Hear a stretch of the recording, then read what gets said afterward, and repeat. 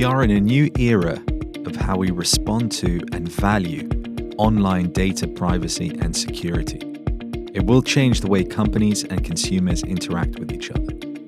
You're listening to the Business Extra podcast coming from the National in Abu Dhabi. I'm Mustafa Alrawi, Assistant Editor-in-Chief. Before we start, you can subscribe to this show on Apple Podcasts, Spotify, or wherever you get your audio content.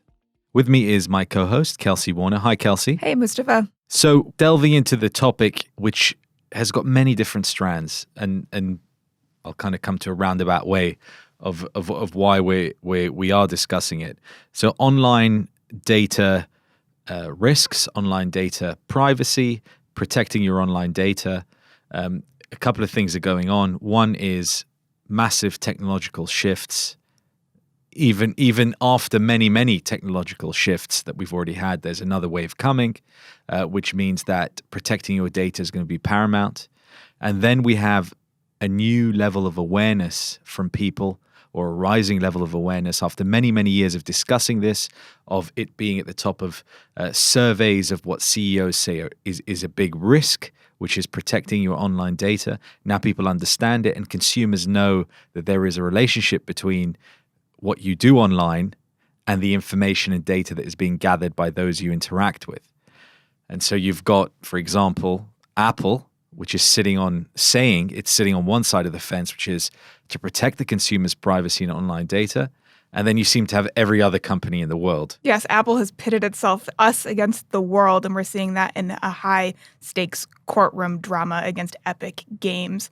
But before we get to that, I want to peg this to the rise of the new wave of deep technology. And in recent months, the UAE has actually been planting its own flag in quantum computing and preparing for a post-quantum future. So when we think about data and how it's part of everything from when you check your watch, open your phone, turn your car on, data is part of our everyday lives, and the basic building block of our own digital security is the protection of that data. And it's never been more important. And so encryption, one of the fundamental applications of cryptography, everyone stay with me here, which converts information into what should be an unbreakable code to prevent unauthorized access.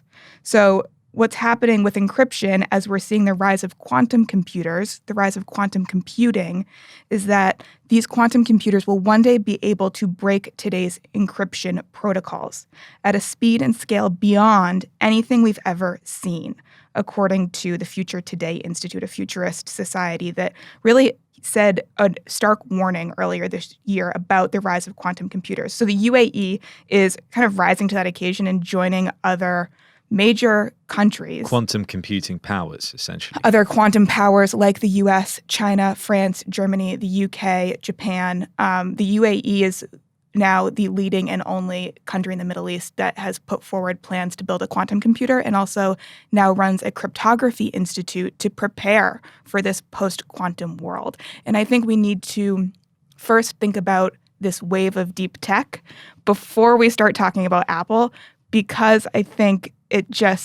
we seem to be solving yesterday's problems with the Apple case, and so I want to look a little bit to the future first. Well, you are the future editor. Exactly, yes. Self-interested. But you're right, because on the one hand, you have this emerging area of focus, which is related to this deep tech, as you say, which is also creating new industries. Exactly. Right. So deep tech, I want to kind of ground us. So the App Store, Apple's issue in our growing literacy around our personal data and how it's being fought in courtrooms, it's a Zuckerberg versus Cook issue in a lot of ways.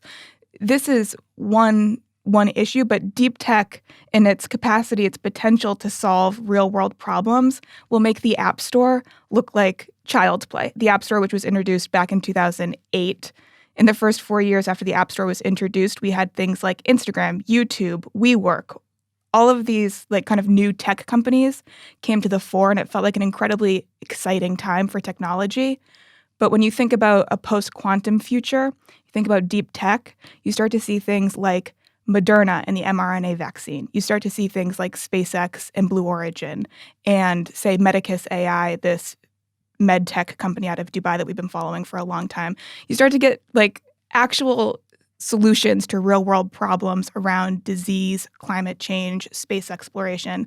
So the App Store, I'm happy we're talking about it today, but first I wanted to talk about deep tech, the advent of deep tech. So the next stage of evolution in terms of our digital capabilities are tackling, let's say, more serious problems than what Craigslist did, which you needed a really direct way to rent an apartment or to find something, right? Which was web, was it Web 2.0, whatever it was that heralded this era of social media that we think has really changed our lives, but perhaps hasn't. Right. It changed our lives, but when you look at the last decade of innovation, what's really exciting in the innovation space and in technology is not what Apple or Facebook has provided. It seems like they've introduced a whole host of headaches instead that we now need to litigate. But the things that are really exciting today are these things that bring technology into a physical space, into the real world. And so it's exciting, but we're more savvy to the risks that come with advancing technology.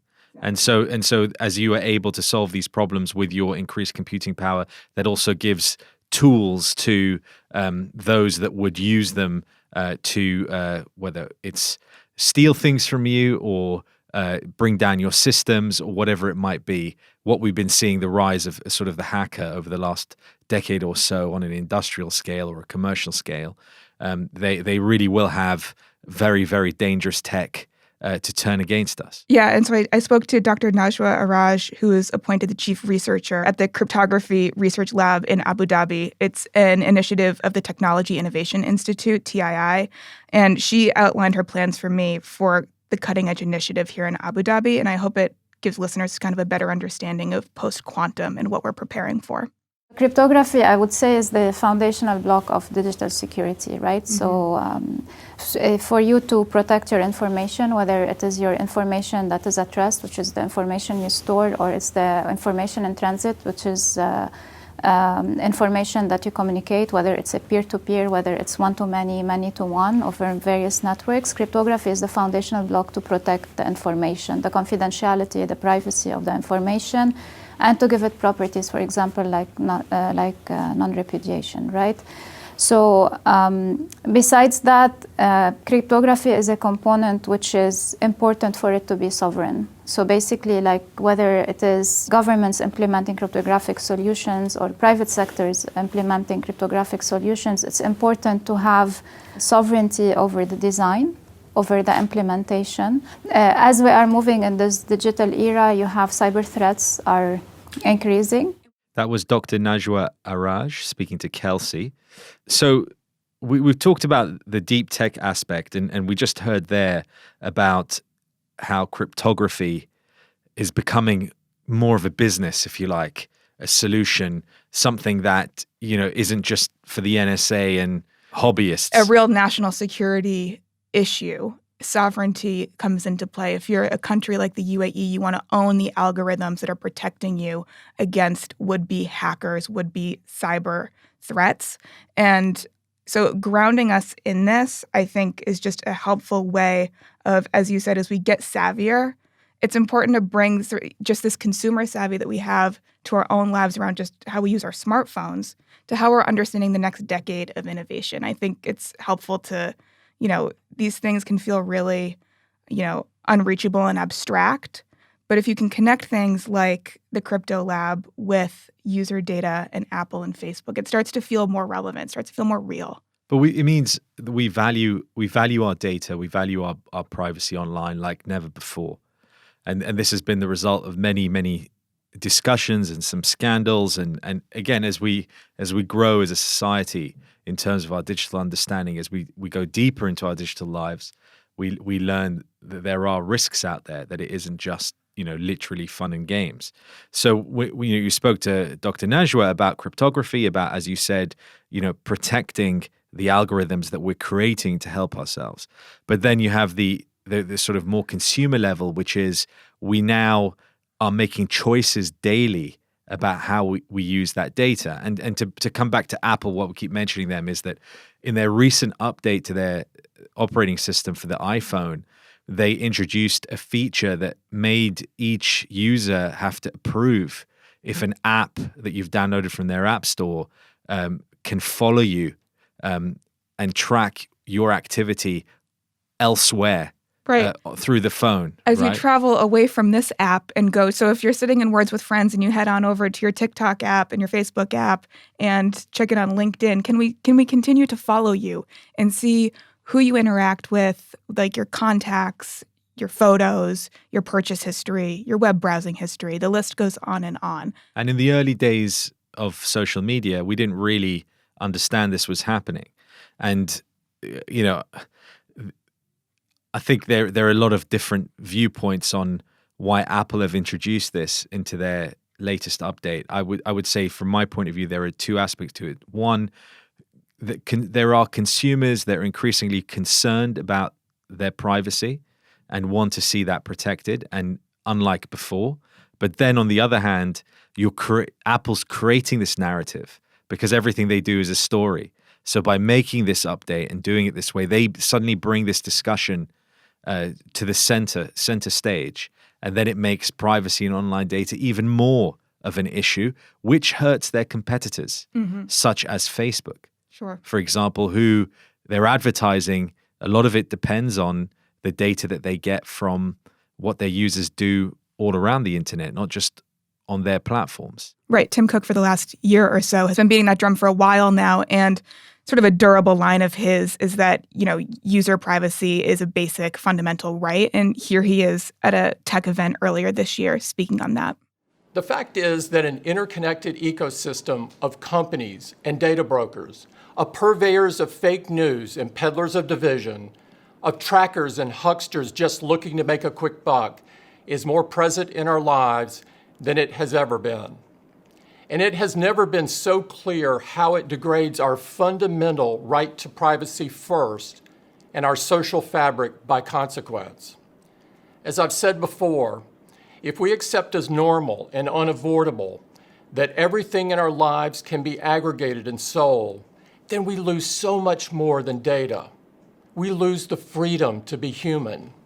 And yet, this is a hopeful new season, a time of thoughtfulness and reform. And the most concrete progress of all is thanks to many of you. That was Apple CEO Tim Cook talking about privacy and the internet and online. And it's part of this wider discussion about, as we put it, our hypothesis that it's a new era in terms of how individuals, companies, consumers are looking at online data, online privacy. But there is the kind of bigger argument, which is who controls the internet, who controls this nebulous thing that is uncontrollable. And in Apple's world, the things like the App Store, platforms like that, they want to have complete control over it. So on the one hand, they're making app developers take permission before they follow you and what you're doing, which some may say, great, well done, that's fantastic. But it's also in some ways a restraint of trade, because it imposes rules that nobody has said this has to happen. There's no regulator saying this has to happen, no government. It's literally the world of Apple saying this is how it should be. So you have, starting today, Wednesday, a legal battle between Apple and the maker of Fortnite over what they believe to be a monopolistic practice in the App Store. They basically, Apple has told Fortnite that they cannot charge their users directly. They have to charge them through the App Store because Apple sits in the middle and takes a cut. They take 15 to 30% in the App Store on in-app purchases and downloads. And Epic Games CEO Tim Sweeney, who would actually like to operate his own App Store, has said that this is antitrust, anti-competitive behavior. It jacks up prices for developers because they have to pay all sorts of fees. And then it creates this walled garden, is their legal argument, that prevents healthy competitive practices, that Apple has become the gatekeeper, and it's led to higher prices, less competition. And he's joined by, Epic is the first in the courtroom, but certainly there are critics of Apple behind him who say Epic has a strong case here. Supposedly Facebook has its own antitrust case that it hasn't filed yet. It's trying to decide whether or not to file, but Mark Zuckerberg has come out and said on the record that of course, Apple, as a dominant platform, wants to use its position to interfere with how our apps work. Why wouldn't they as a competitor? Tim Cook will say, Facebook isn't a competitor. We have, like, I don't have time for that, which is kind of an interesting. Mark Zuckerberg has really positioned Apple as a competitor. Tim Cook will say, we're not a social media company. No, thank you. But it is interesting. Apple, the holder of the operating system, the holder of the hardware, if you want to come and hang out and play in this house, you've got it's in exchange for something. You can't just be here on your own. But I do have to say that the Epic Games argument of we'd like to replace an app store with our own, or we would just like to join the app store with another app store and only charge a few percentage points less, because Epic Games' current app store charges 10 to 13%, I think. So it's only a slightly cheaper option than Apple. They just say we want to join you. We don't necessarily have a better idea. Well, again, it comes down to who makes the rules. And all of these companies feel that they have a right to make the rules themselves, whether it's Apple or Facebook or Epic. Fortnite itself is a world unto its users. I don't play it personally, but a lot of people do. And within that, there are purchases you make. And, to exit that and have to have extra infrastructure in the app store that is outside of that, I can understand why that would seem odd to both the maker and the user. But largely, this case is the flip side of the privacy argument. So you would think that for the user, which is the customer, let's say if you're a business, you want to be transparent with them about how their data is being used and about how they are being treated online. Now, Apple's argument is that we are the only ones genuinely concerned about privacy and the user, and hence we want to create a safe play area for users. Hence, you pay extra for your iPhone, you pay extra for the ecosystem that we create that is nice and safe. And to an extent, I can see how that is a continuation of Steve Jobs' idea of, in the beginning, of like, the consumer doesn't want lots of choice. The consumer wants to be given something. I understand. Uh-oh. Yes. Speaking of data privacy. The ghost of Steve Jobs is alive and well in this recording studio. That literally, my Apple Watch started talking when I said Steve Jobs. That's true. Yeah. So without risk of invoking his specter, Steve Jobs believed the consumer wanted a closed-ended solution for their computing at the time, which went against everything that the computing industry had thought of up to that point, which was give users control. Let them do what they want. Let them play around with things. Let them mess around with things. And give users, but also give developers control. That there's the internet ultimately is at its best when it's an open, democratic environment where you have open-ended, open source code to, develop by. But Apple closed the gates, and to the victor goes the spoils. So in the first quarter of this year, the App Store made $17 billion in revenue for Apple. And they'll argue that it cost them $100 billion to build the Apple ecosystem. So how dare you challenge that we shouldn't charge for access to our kingdom? But right, to your point, the Steve Jobs vision was to create this beautiful sans serif world. Well, I think the one thing that is clear is that it's kind of the end of the Wild West for the internet, because control is coming. You have the big tech companies that all have various degrees of control over their own platforms and ecosystem, but the government will be coming at some point. And when I say governments, I'm talking about Western governments here, the US, the European Union. The Chinese government is already cracking down, for example, on Alibaba. The regulators will put their foot down. But I think the difference being that they have so much power and money that the likes of Apple and Facebook will try and get ahead of this and will try and lead the change. And I wonder if this isn't, Apple's way of kind of setting the narrative so that they can kind of control things. I think you're absolutely right. Apple is aiming to be the change. And I'm hopeful that the lessons we're learning right now around big tech and power, we can take with us as we enter into a deep tech world. Kelsey Warner, thanks so much for being with us. Good to be here. Thank you all for listening. All that remains to thank our production team, Arthur Edison and Aisha Khan. Please do leave a review or subscribe with Apple Podcasts, Spotify, or wherever you get your audio content. Do join us again next time.